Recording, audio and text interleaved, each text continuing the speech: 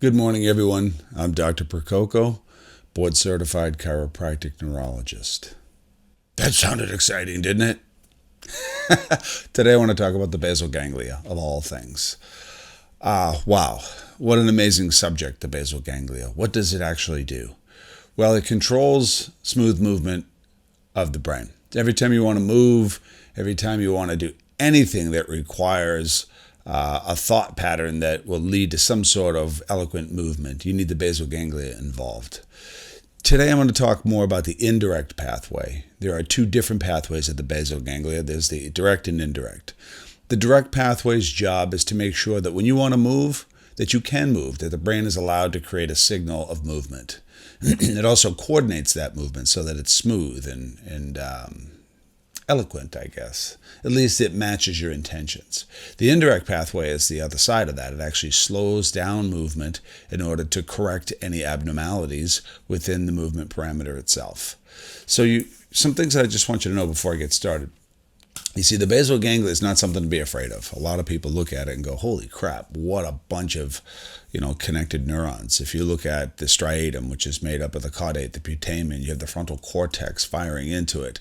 Then you have the subthalamic nucleus, the substantia nigra, the globus pallidus, pars internus, and externus, and the thalamus. Holy moly, that's a lot of word salad right there. But don't be intimidated. It only takes one day at a time to get started, to begin to understand how this basal ganglia system works, and then in time you can add multiple layers to your understanding. Then you'll be able to see the basal ganglionic dysfunctions within your patients, and that's really the most important thing of all, I would assume, right? Want to be able to see these things, and sometimes the basal ganglia is damaged from really bad stuff, and I'm not even going to go into what they are just at the moment. But many times the basal ganglia, much like the sole of a shoe, it just begins to wear down, and then our movements become abnormal. Sometimes it's easy to see with whipping movements, or in some cases no movements, like Parkinson's disease to Huntington's chorea. Yeah, sure, these are major things that can go wrong in the basal ganglia, but generally speaking, after a couple of videos like this, you should be able to assess and understand what's happening, at least at the level of the basal ganglia, and that it might be responsible for what you're seeing in your patients during examination and throughout your clinical history.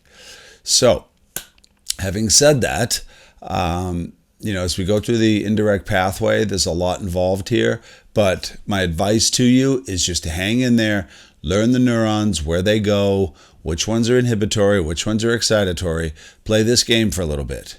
It'll take a little bit of time, but over time, in the next few videos, I'll show you how to apply it into a patient examination and treatment, and allow you to have greater success in helping patients with motor abnormalities. Remember, those abnormalities could be things like, shaky hands and dyspraxia, to very simple postural problems that cause back-related pain and neck-related pain issues that we see every day, and we may not even know that the basal ganglia is involved behind it. So, one thing I wanted to say to you, here it is, Sunday morning, just wanted to get this video out, but I'm wearing my hat here.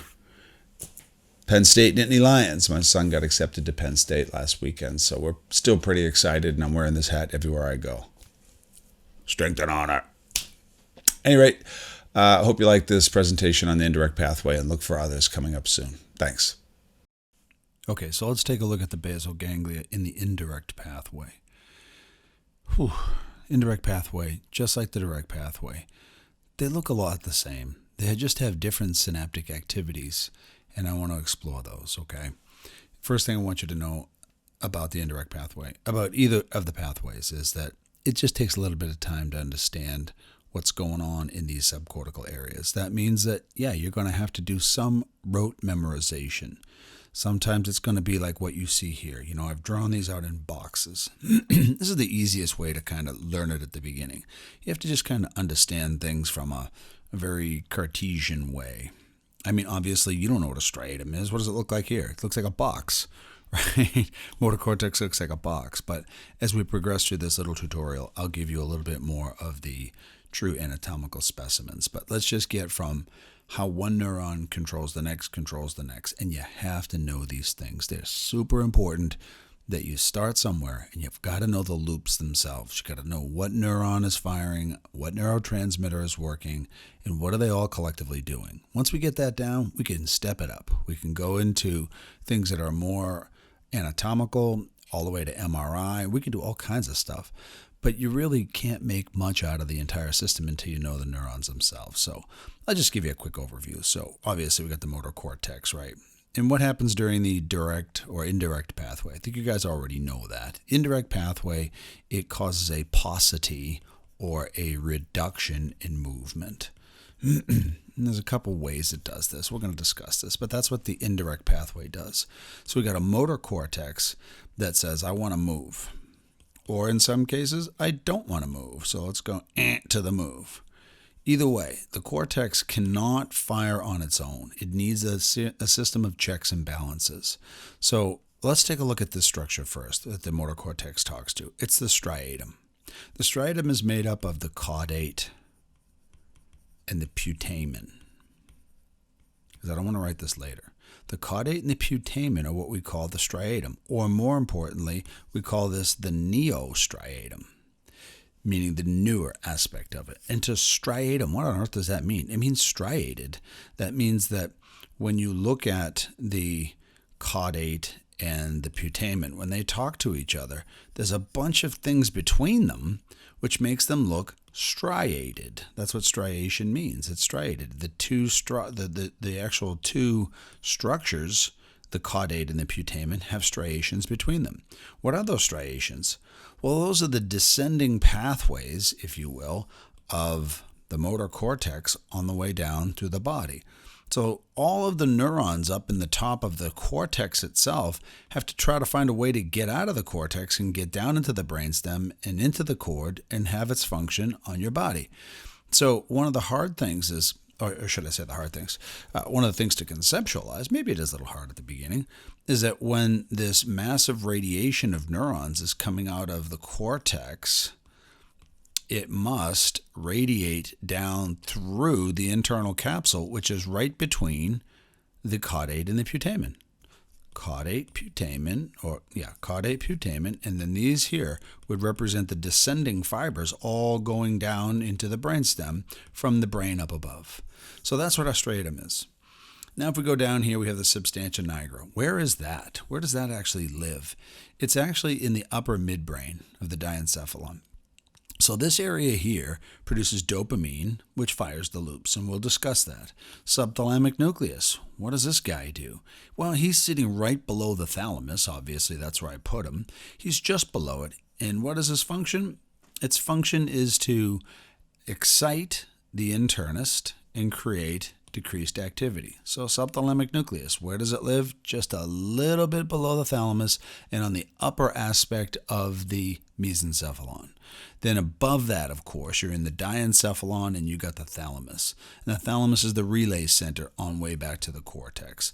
The thalamus is mostly excitatory. It's trying to excite the cortex. That's basically what's happening here. Okay, so just a quick overview. And oh, by the way, the globus pallidus is sitting down below because the striatum is talking to it. The substantia nigra and everybody else, they're trying to get to it and mess with it.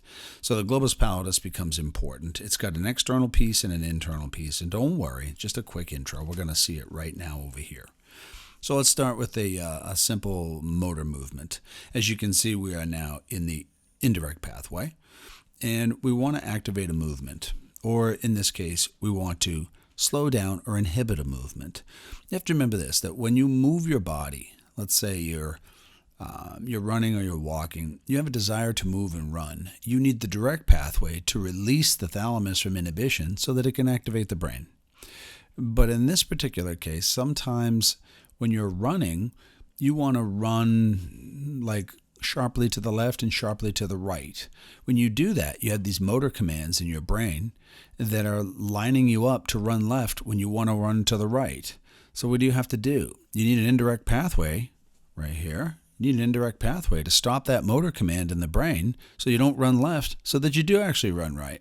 But then again, if you're running really fast and you're running downhill, your brain will also tell you, hey, listen, I need to slow this down because I'm running too fast and I could probably slip and fall and whack my noggin and drown in the river below me. right? So you're running fast, then you have to slow it down. But once you cross to the other side, jump over the river, or, well, I call it a river, but a stream, when you run over it and you've leapt over it, leapt, whatever you want to call it, then you begin running again. So you activate the direct pathway. And then again, another slippery slope. So what do? You have to activate. You have to move the balance toward the indirect pathway to slow you back down. So the one thing that's really important about this whole system here is that it's never on and off for the direct and indirect pathways. They're always on. They're in this teeter-totter cycle where at any moment in time, one is going to be a little more dominant than the other in order to promote beautiful, eloquent movement, things that are designed appropriately in your brain. After many, many years of creating movement patterns, you create programs in the brain, and the brain is telling the basal ganglia, let me fire my program. And the basal ganglia says, okay, I'll do that. But we have a few things to do first before we get there. So let's find out how to do that. So let's look at the indirect pathway. You've got the motor cortex. Motor cortex uses an excitatory neurotransmitter. Do you know what that is? It's glutamate. In the basal ganglia, the excitatory neurotransmitter is glutamate. So glutamate is along all these excitatory areas. By the way, while I'm on it, the inhibitory neurotransmitter in the basal ganglia is GABA, gamma-aminobutyric acid. Now, that's pretty easy because they all run off the same two neurotransmitters. Cortex then gets excited, sends a signal to the striatum, and it causes the excitation right here of a postsynaptic neuron sitting in the striatum. So you get excitation out of the brain. The brain then sends a signal into the striatum, which you now know is the caudate or the putamen. And which one is fired more than not? I'll get to that on another tutorial, but don't worry about it. So the excitatory action causes the excitation of a postsynaptic neuron. And in this case, that postsynaptic neuron is actually an inhibitory neuron. And where's it going? It's going to the globus pallidus externus, the globus pallidus pars externus. So what's really important about the indirect pathway is that the motor cortex is trying to get to the externus in the indirect pathway. If you remember the direct pathway, the motor cortex is trying to get a signal to the internus. But we're not in that moment right now. We're in the indirect pathway. So you have an excitatory signal, which activates a postsynaptic inhibitor, which then fires that signal down into the globus pallidus externus. And when you get down into the externus, this inhibitory neuron right here is going to have its effect now on the postsynaptic neuron here. So now it's going to inhibit this and slow this down because this guy over here is an inhibitor. So now you got less and less inhibition of this postsynaptic neuron. Okay, good. So that makes this neuron here a little less active. Well, what's its job? Well, its job is to inhibit the neurons of the subthalamic nucleus. Did you get that? The job of the postsynaptic neuron, the inhibitory neuron, is to stop the subthalamic nucleus from firing. But it's not going to happen because you have the excitation of an inhibitor, which causes the inhibition of the postsynaptic neuron. So you're reducing the action in this particular pathway. Now, when you get to the subthalamic nucleus, this cell says, hey, I can fire and go wherever I want. How come? Because I'm not being inhibited anymore. Or should I say, I'm being less inhibited. It's never on or off. It's just turned down a little bit. If you remember temporal summation and your inhibitory postsynaptic potentials, cell membranes move in their electronegativity up and down the scale based upon the presynaptic inputs. So in this particular moment, we've got a presynaptic inhibitory release of GABA causing a postsynaptic temporal summation and slowing down the frequency of firing of this inhibitor. That allows this one right here, the excitatory signal coming out of the subthalamic nucleus, to then go ahead and increase. When it increases, we have to ask, well, what does this guy do? Well, you can see it right here. He's excitatory. So the subthalamic nucleus does what? This is really important, fellas. The subthalamic nucleus is excitatory to the globus pallidus internus. And if you remember, we should all know this. This is like 101. The internus inhibits the thalamus. The internist inhibits the thalamus. That's what it does. So the subthalamic nucleus, which has been released from its own inhibition, is saying, hey, guess what? I'm going to activate and stimulate through glutamate, right? If I can put it in there, through glutamate, the postsynaptic neuron in the internus. Now what happens to the inhibitory pathway? It's going up big time because the subthalamic nucleus turned up the stimulation towards it, the excitation towards it. It threw a bunch of excitatory postsynaptic potentials onto the postsynaptic neuron. Now this guy says, hey, I can fire like crazy. So it gets over to the thalamus and it says, hey, Mr. Thalamus, it's about to suck for you because I'm going to turn you down. Thalamus goes, what? You can't turn me down? Well, I just did. So now the thalamus is not going to send out a very potent excitatory signal because it's being inhibited over here by the internus. Now what? Well, with less and less stimulation coming out of the thalamus to the cortex does not summate as high. So even though this says it's excitatory, well, it is because the motor cortex is trying to fire out to muscles, but it's going to get down-regulated because when you get to this point right here, this guy here isn't doing much. He's not excited. So that means that this excitation process is reduced, which means all the excitation coming out of here is reduced. And then what do you eventually get? You get a slowdown of motor activity. You just slow it all down. That's it. That's how the indirect pathway slows down motor activity. Let's go back and look at the most important points. The motor cortex turns on the striatum. It excites it.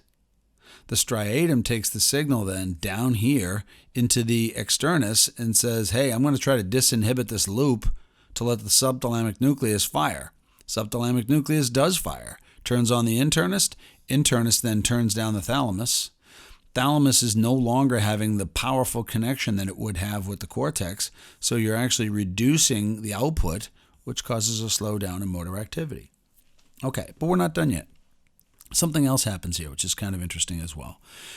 So the subthalamic nucleus over here, when it gets stimulated, it will then activate an excitatory stimulus through glutamate again towards a postsynaptic neuron within the substantia nigra.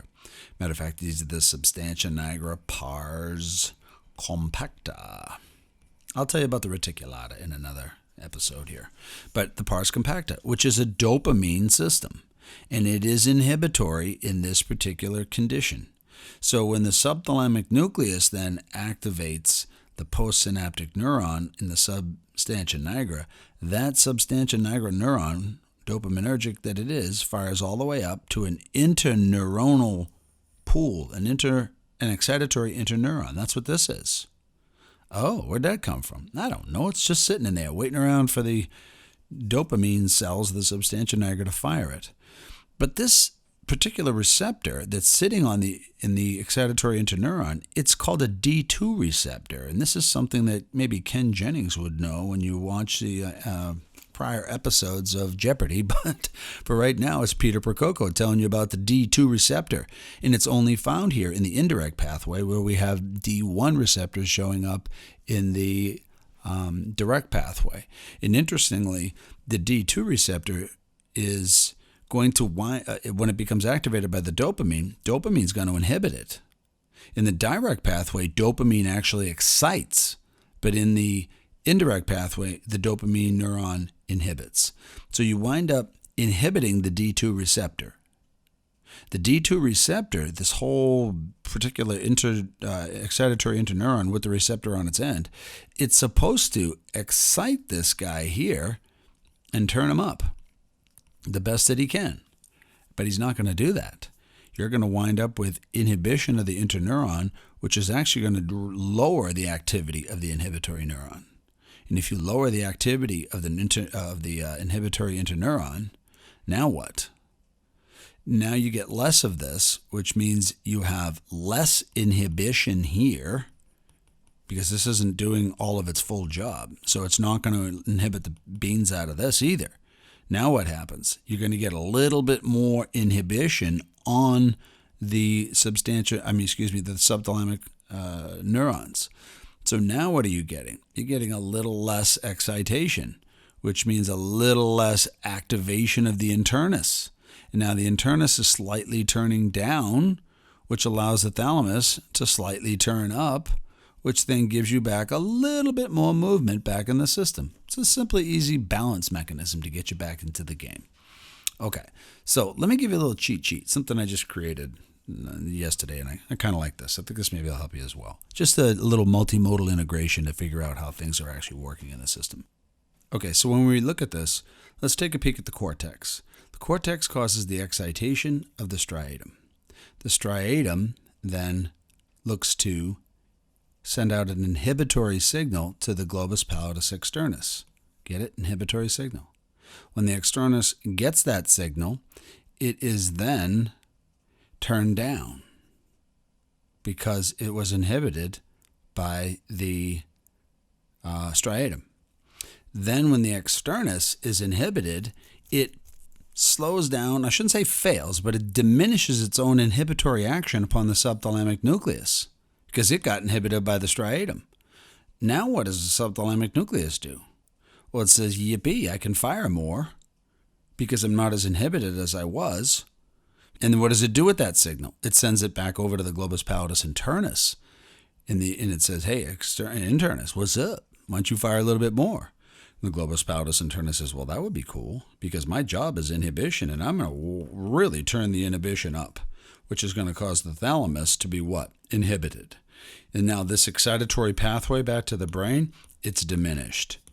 It's diminished. Let's go back again. The cortex fires the striatum. It's excitatory and turns it on. The striatum is inhibitory to the globus pallidus externus. And once it inhibits the externus will struggle to inhibit the subthalamic nucleus, letting the subthalamic nucleus escape inhibition and fire more. As the subthalamic nucleus fires more, where does it fire it to? It fires right down here to the internist, kicking up the internist's activity. And once it does that, it then fires that increased inhibitory activity to your thalamus. That lowers the functionality of the thalamus and reduces the pathway to the cortex, to the motor cortex, so that the motor cortical output is less than it was before. It's less than before. Just another way of looking at it. Let's go over here. I want to show you this one too. This again is the indirect pathway. Now I drew this out because I just like drawing. So I did. So when you look at the indirect pathway, what you see here is obviously everything over here is color-coded. This is the caudate, this is the putamen, right? Because they're red. The globus pallidus externus is right here. The globus pallidus internus is below it there. Your subthalamic nucleus is here, and your substantia nigra is here, and your thalamus is here. Okay? So this is kind of what it looks like actually when you're in the body now. Not a bunch of boxes that I drew earlier, but basically this is a coronal image where we send a cut right down the center of the brain. And yes, you can only see here just a piece of the caudate. And again, when I go through some anatomical specimens and we talk a little bit more about clinical application, I'll show you more of its anatomical representation because actually the tail, if it was actually able to be in this image, would be over here. Then the whole body would be riding like this, but you don't see it because of the cut. Okay, so what I want to do here is take a quick peek at it inside the body. So let's start out again. It's just a repeat. It's the same thing. Just keep your head on here and let's keep going. Here's a neuron, by the way. Isn't that a pretty neuron that I drew? Kind of like that. So you've got this neuron here, right? This is where it's in the cortex. And, when you really look at this, this is the cortex, and you see everything that's under it here. Well, doesn't it make sense that this is subcortical? Well, it's sitting under the cortex. So when you hear that term, subcortical nuclei, sometimes that can be a little overwhelming, the terms itself.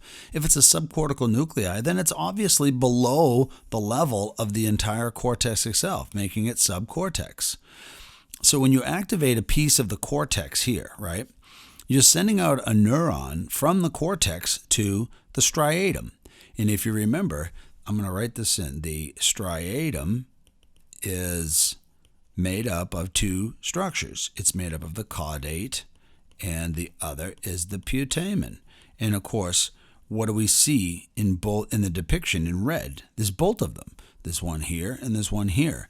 And for you astute basal ganglionic champs out there, I just wanted you to know this, that there is a somatotopic representation throughout this entire thing. That means, yes, we know this is the genitals, and this is the leg, this is the trunk, this is the arm, and this is the face representations, right? That's how the homunculus works. But even more interesting, that this homunculus, or this somatotopic map, it exists here inside of the caudate, and yes, inside of the putamen. Pretty cool stuff.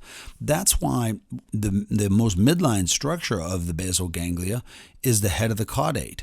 That's why it's pulling in signals in the orbital frontal region right along the middle aspect of the brain, just above the eyes. Why? It's the most midline area. And by the way, it's the most emotional area. That's why you should tune in later on another day and let me talk to you more about how the emotionality of human emotion fits into this entire system, in the cognitive system. So we as chiropractic neurologists, we tend to look for the motor concomitants in the body, and that's totally appropriate. Don't get me wrong. We'll talk all about that.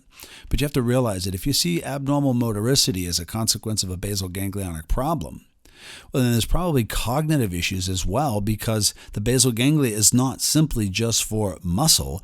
It's for any outbound signal that the brain's trying to produce. Some of it's cognitive and emotional, and some of it is physical in way of moving the body through muscle movement. That's what we talk about. Oh, the basal ganglia is a lot about how to coordinate beautiful movements and try to inhibit unintended movements. That's true, but there's more to it than that. That's why this is such an exciting science. And there's a way to see it on clinical exam, which we'll talk about on another day. So let me just give you a quick review of the indirect pathway from an anatomical representation. You go here and you've got, hold on here, folks. Just hit the wrong button. Okay. So you've got this neuron, motor neuron from the brain, and it's en route because it's on the midline aspect of the brain for the caudate. Once it gets to the caudate, we've already done this. It causes the excitation of the postsynaptic neuron. Okay, and what does the postsynaptic neuron do? Well, it's an inhibitory neuron, right? It's inhibitory. What does it do then? It fires all the way down to the externus. That's what the externus is right here. So when it fires the externus, it inhibits the postsynaptic neuron coming out of the externus. And if you inhibit it, then what do you get? You get a decreased inhibition on that neuron right there. And when you decrease its action, which is inhibition, because it itself was inhibited here, then whatever's on the other end of that, which is the neurons of the globus pallidus, of the subthalamic nucleus, right? The subthalamic nucleus says, yippee, I have escaped inhibition. So now I'm going to fire. And it fires all the way back to the internus, which is what this is. And it says, hey, internist, how you doing? Guess what? I now have the power to turn you up. And the internist says, hey, I'll take that from you as well. Now the internist is firing at a higher level. Then it gets over here and it says to the thalamus, I'm sorry, fellas, but I'm going to dominate you just like I always do, because my job is to turn you people down. So I'm going to turn you down a little bit more. Now what happens? This postsynaptic neuron from the thalamus, which is heading right back to where it came from, where the original thing started from, it says, hey, I'm sorry, but I got to turn you down too, because I don't have a whole lot of action. Yes, this is an excitatory pathway, but if I drew 5 big pluses, now I'm getting 2 pluses and a bunch of negatives. It's actually becoming inhibited. So you're actually inhibiting the postsynaptic neuron, which means this is not going to fire out into the body very well. So what do you wind up with? You wind up with decreased motion or movement, right? Indirect pathway. That's how it works. Now take a look at the whole thing again. Caudate, putamen, globus pallidus externus, globus pallidus internus, your subthalamic nucleus, and your substantia nigra. So, listen, I'm not going to go too much back into the substantia nigra and the D2 receptor. There's not enough room in here. But just know that when you do have the integration of the substantia nigra, it's going to activate the D2 receptor of the excitatory interneuron and slow it down so that it can't fire the striatal neurons that are en route for the externus. It winds up lowering the effect of the postsynaptic neuron, which is inhibition. So you don't get inhibition very well, which then allows the externus to lose its inhibitory effect on the postsynaptic neuron heading down to the subthalamic nucleus. Therefore, the subthalamic nucleus eventually winds up being a little bit more inhibited, which then can't talk to the internus very well. So the internus then is now not as potent as it used to be, which then the thalamus says, well, I'm not going to be as inhibited. And then you get more increased activity here, so that the amount of decreased action isn't like this many. If each one of these represents how much is lost, well, after the substantia nigra kicks in, you're only losing a little bit. It's just a way to fine-tune things, and everybody needs to be fine-tuned. Think about it. You pick your nose, you got to be very careful. It'll be bleeding after you slam something up there. Get it? It has to be very well balanced, and sometimes you'll see people that are not well balanced and they have these kind of funky, herky movements. Not all the time, but just like kind of clumsy and klutzy, and like, they were never like this. How come? There's some deterioration in this entire system, especially obviously that of the indirect pathway. So get studying this, right? Start to understand and recognize just these simple direct and indirect pathway and the neurons. You have to know them over and over and over, play them into your mind. But I can guarantee you this, there's something beautiful coming. The more you understand this, the more I can help you turn it into clinical application so that you can see something that's going on in the patient, and then you can fix it, or at least you can potentially fix it. Depends on what the actual problem is, and we'll get to that on other videos. So do your very best to understand these particular pathways so that when I come back with the basal ganglionic, with the next basal ganglionic presentation, you recognize that I don't have to go back and know the direct and indirect circuit. I already get it. So what we're going to talk about next is the more complexity to it. So it's been good chatting with you today. I hope you got a lot out of this. Thanks.